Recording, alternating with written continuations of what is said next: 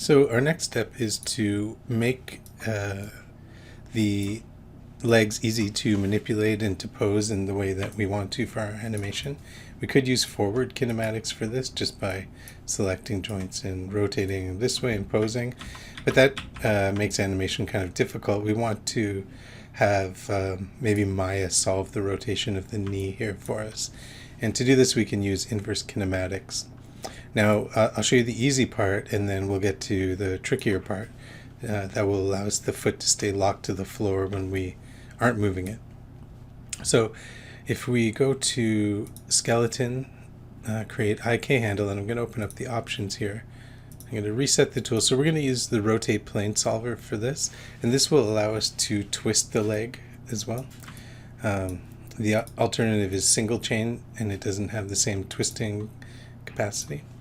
So we'll just close this, and let's start with leg 1, which is over here. And so we want to draw an IK between the hip and the ankle, right? And it makes this controller for us. And if we select the controller, then we can move this around, and you see that it solves the rotation of the knee for us. So if we want it to put its foot down, then we're really just controlling one thing, and it's solving the rotation at the knee and the hip for us.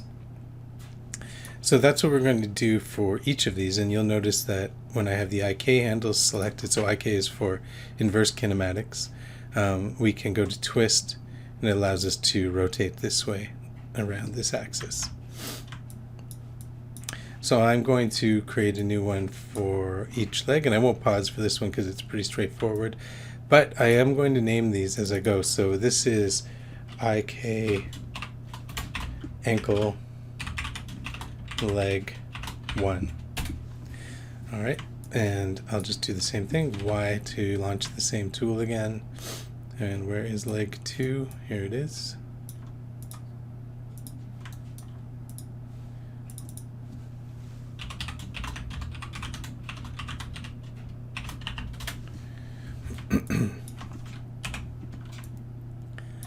Leg 3, and so you're clicking on the hip and then the ankle.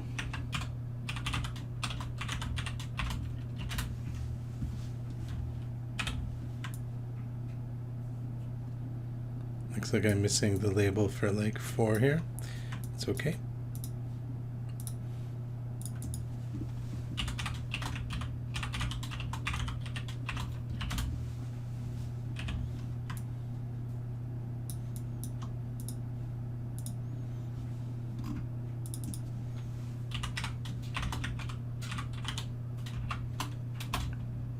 I could probably just copy and paste this and it would number it for me. So we'll do one more time for leg 6. Yep.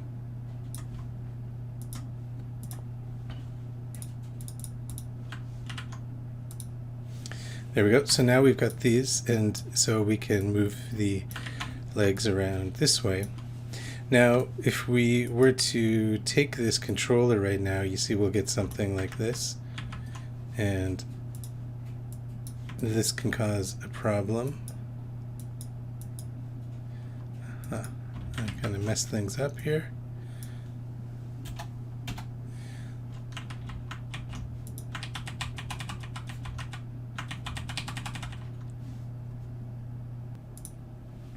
Okay, I had a bit of a crash there. Things didn't work out. So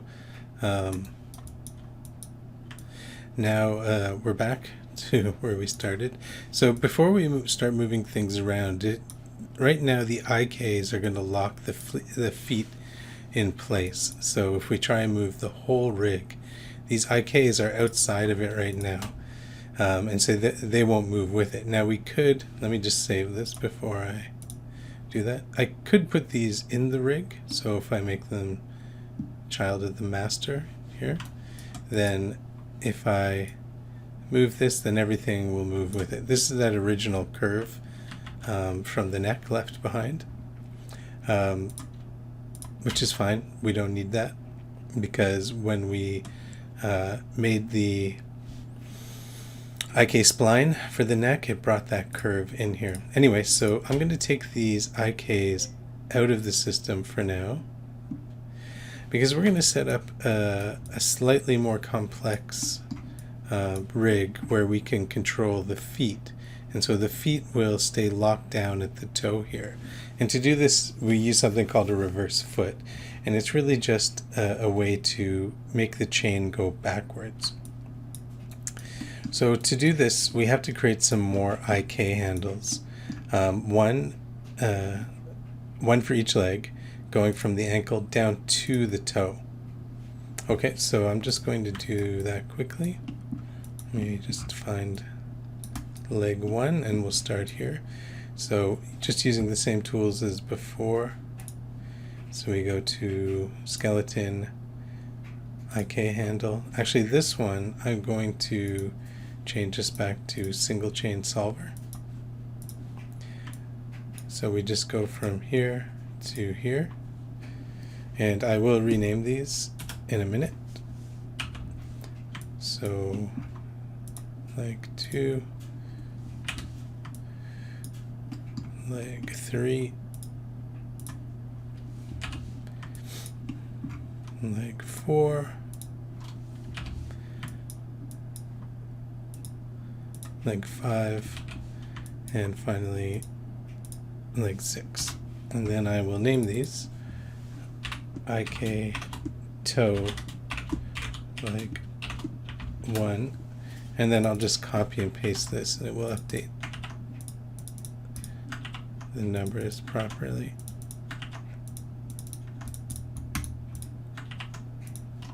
Okay, so far so good.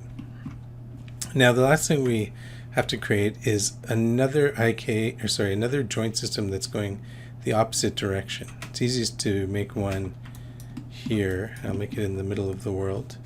So we'll just go to skeleton, create joints, and then using X to snap there and there. And I'm going to rename these now because it'll get confusing in a minute. So I'll call this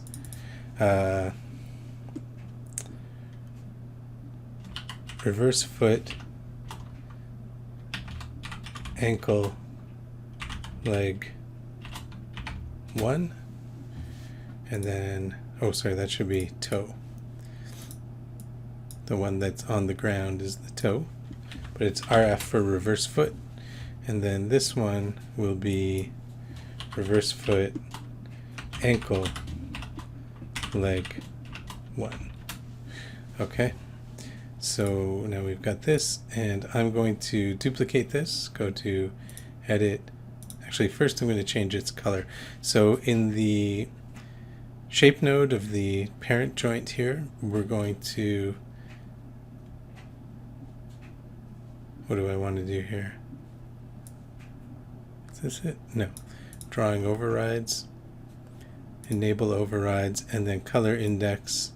Just change it to something that'll be easy to grab. Okay.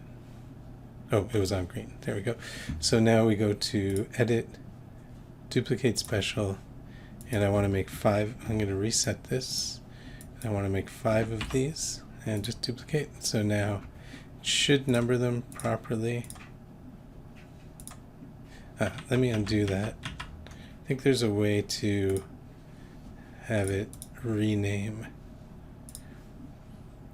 So 5, oh yeah, assign unique names to children nodes. We can do that. Duplicate special. Let's see if it worked. Yeah, so now it renamed the child joint in here. So now we're going to use these and just place them right on top of their counterparts. And that's the reason we changed their color, just so it'll be easier to see them. So I'll take reverse foot, toe, leg 1. And I will pop that over to the leg here. So I'll just use V snapping and it should pop right over. And do the same thing for number 2. Get a V snap. Number 3. V snap. Number 4. V snap, number 5,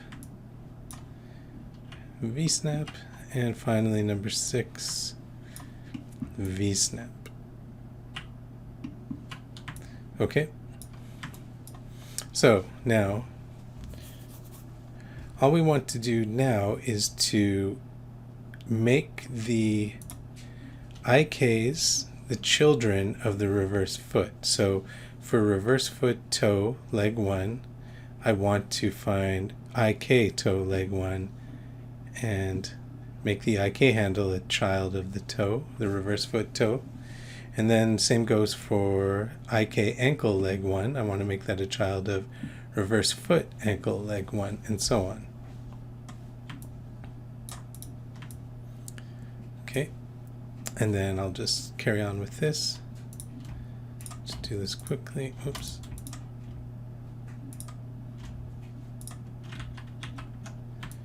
Okay, that did something a little crazy. Didn't mean to do. So for number 2,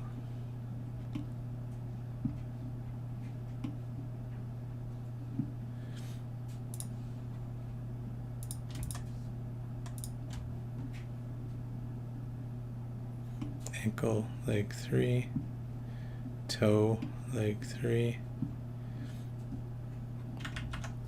made a mistake, toe leg 3, it's easy to mess this up, toe leg 4, reverse foot toe, ankle leg 4, reverse foot ankle. I'm going to save my scene. Then for reverse foot toe leg 5, IK toe, IK ankle goes onto reverse foot ankle, reverse foot 6, so ankle toe. So I'm just putting them on the right spot. That's why naming these things just makes life easier. Okay. Now, what this means is, let me save my file. If I grab the reverse foot toe here, for leg 2, for example, and I move this, the leg is going to follow. Now, it was already doing that, but what this will do now is if we move the rest of the body, you can see the legs stay anchored into place now. The feet don't move, which is what we want. We want to be able to have it stand on the ground or like the cell membrane or whatever. So we're almost there. Finally, we're going to make controller objects. We don't ever actually have to select any joints. So we'll go to Create, NURB Circles, and I'll make this just a little smaller, and I'll make a bunch of these. So maybe 0.75, that's good. And I'll call this CTRL control leg 1, and then I will go to edit, duplicate special. Actually, before I do that, I just want to freeze its transformations and delete its history. Edit, duplicate special, and all those same settings will apply. And so now we've got 6 controllers, and I'll pop them over to the right spot.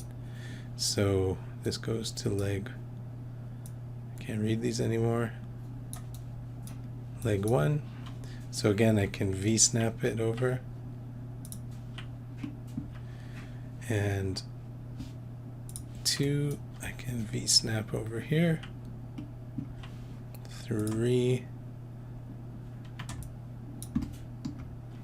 V-snap, 4, V-snap, 5 is over here, V-snap, and finally 6 over here, V-snap. Save. So now, almost there, they're in the right spot, but now I want the appropriate reverse foot to be a child of this controller. Now before I do that, I'm going to zero their positions out of the controllers by freezing their transformations. Okay, so let's start with number 6. So we take reverse foot toe leg 6 and make it a child of controller 6. 5 of 5, 4 of 4, 3 of 3, 2 of 2, and finally 1 of 1. 5 looked funny. I feel like I missed something here. Oh yeah, I'm missing. I must have put it on another one. Oops.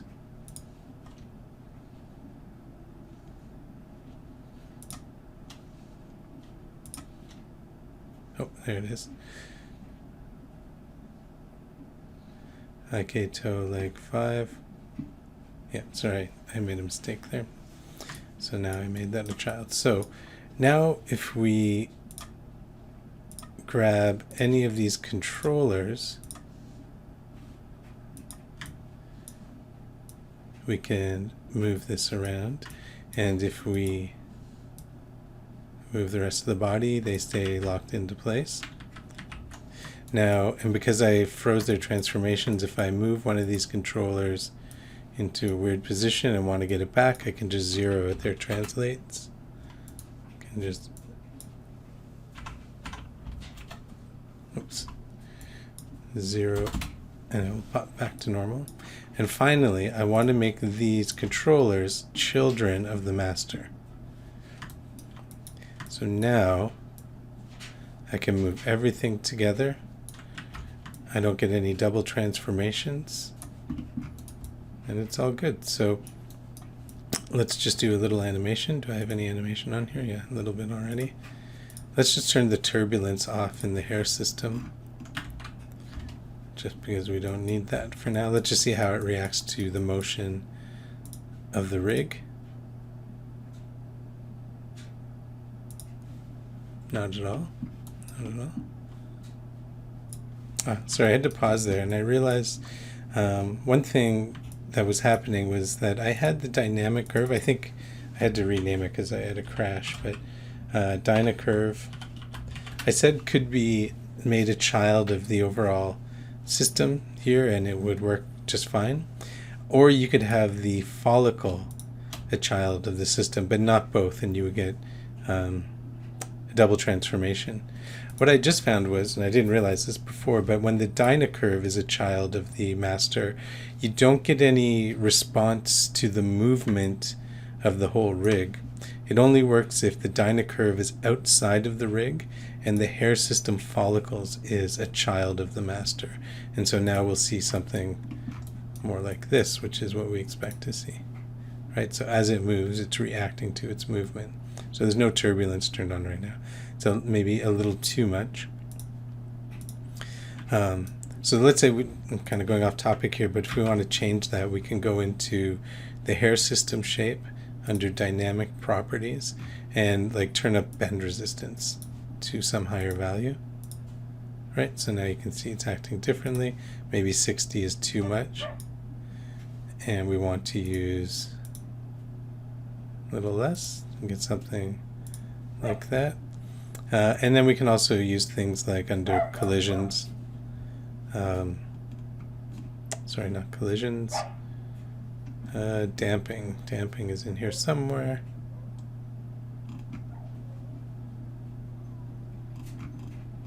Oh, sorry, under forces here. So we can turn up damping, and we can reduce bend resistance. So we can try different things like that. So bend resistance will allow it to go more, but damping will have sort of more inertia.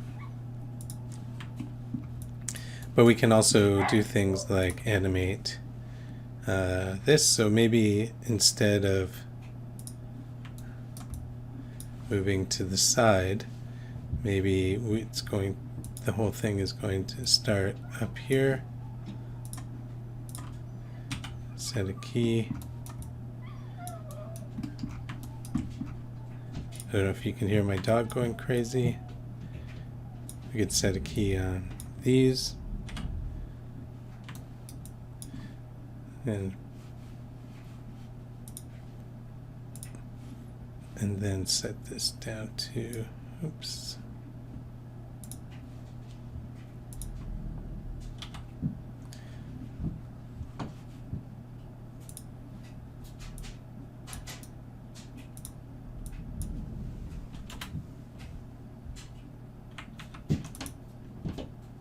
Oh, I got the wrong thing selected. Oh my god, I'm sorry.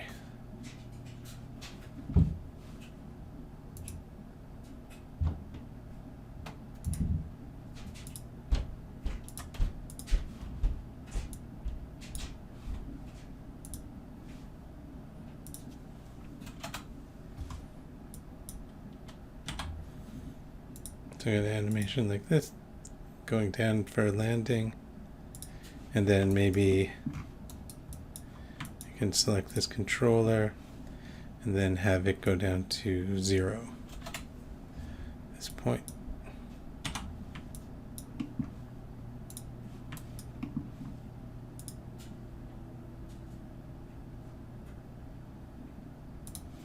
So there we go. We've got a nicely functioning controller set up. You can even rotate these foot controllers to change that sort of thing. We've got a dynamic curve controlling the neck, and we've got a reverse foot set up with a number of IK splines controlling everything, and everything is nicely named and easy to navigate. So there you go. I'm sorry this one took a little longer. Thanks.